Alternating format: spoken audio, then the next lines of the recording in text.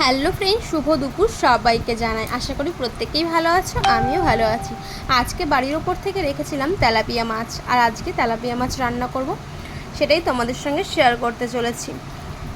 তো দেখো, প্রথমে তেলাপিয়া মাছটাকে ভালো করে দাদাই কেটে দিয়েছিল, তারপরে আমি বাড়িতে এনে ভালো করে ধুয়ে নুন হলুদ মাখিয়ে নিয়েছি।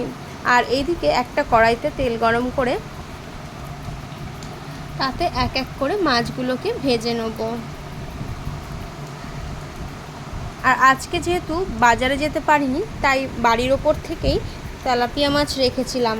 আজকে অন্য আর একটা মাছও পছন্দ হয়েছিল, কিন্তু ওই মাছটা আমি যাওয়ার আগে আমার হাজব্যান্ড এই মাছটা রেখে দিয়েছে, তো তার জন্য আর এই মাছটাই আজকে রাখলাম। আর আজকে আমি তেলাপিয়া মাছটা রান্না করব গাঁটি কচু আর আলু দিয়ে। দারুণ লাগে জানো তো, গাঁটি কচু আর আলু দিয়ে তরকারি করলে। তো আমার তো ভীষণ ভালো লাগে মাছের তরকারিতে গাঁটি কচু দিলে। আলুর বদলে যদি গাঁটি কচু দেওয়া হয় তাহলে তো দুর্দান্ত লাগে আমার। তো তোমাদের কার ভালো লাগে গাঁটি কচুর তরকারি অবশ্যই কিন্তু কমেন্ট করে জানিও বন্ধুরা। আমার মতো কে কে আছো যে গাঁটি কচু পছন্দ করো। তো অনেকেই আমায় কমেন্ট করে বলেছো দিদিভাই তেলাপিয়া মাছ খাবে না, কিন্তু কি বলো তো, আমার বাড়িতে তেলাপিয়া মাছটা সবাই বেশ ভালোই পছন্দ করে, তো তার জন্যই রাখা হয় আর কি। মেয়েকে খাওয়াতেও সুবিধা হয় যেহেতু কাটা কম আছে। তারপরে দেখো, কড়াইতে যে তেলটা ছিল আরেকটু তেল দিলাম ওর মধ্যে। তেলের মধ্যে সামান্য জিরে ফোড়ন দিয়ে দিলাম।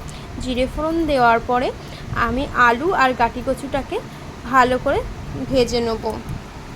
আর গাঁটি কচুর আলুর মধ্যে দিয়ে দিলাম পরিমাণ মতো নুন হলুদ দিয়েও বেশ কিছুক্ষণ ভেজে নিলাম। তারপরে এখন এই যে 2-3 চামচ কাঁচা লঙ্কা বাটা দিয়ে দিলাম। কাঁচা লঙ্কা বাটা দেওয়ার পরে আরেকটু হলুদ দিলাম, হলুদটা কম হয়েছিল, ঝোলে আর দেবো না বলে এর মধ্যেই দিয়ে দিলাম নুন হলুদ দিয়ে ভালো করে কাঁচা লঙ্কাটাকে ভালো করে কষিয়ে নিলাম বেশ কিছুক্ষণ, যাতে কাঁচা লঙ্কার গন্ধটা না থাকে। আর সবশেষে দিয়ে দিলাম জিরে বাটা দিয়ে, জিরে আর একটু সামান্য ধনে বাটা দিয়েছিলাম, জিরে আর ধনে বাটা দিয়ে বেশ কিছুক্ষণ আলুটাকে আর গাঁটি কচুটাকে কষিয়ে নিলাম। তারপরে কষানোর পরে পরিমাণ মতো দিয়ে দিলাম জল। তো জলটা একটু বেশি দেবো, কেননা গাঁটি কচু না খুব জল টানে। যখন ঝোলটা একটু গাঢ় হয়ে যাবে, কচুতে মানে ঝোল টেনে নেবে, ওই জন্য একটু পাতলা পাতলা ঝোল রাখবো। তো তারপরে দেখো, ঝোলটা ফুটে আসার পরে আমি মাছগুলোকে দিয়ে দিলাম, যে মাছগুলোকে ভেজে রেখেছিলাম। দেওয়ার পর একটা ঢাকনা দিয়ে বেশ কিছুক্ষণের জন্য ঢেকে দিয়েছিলাম।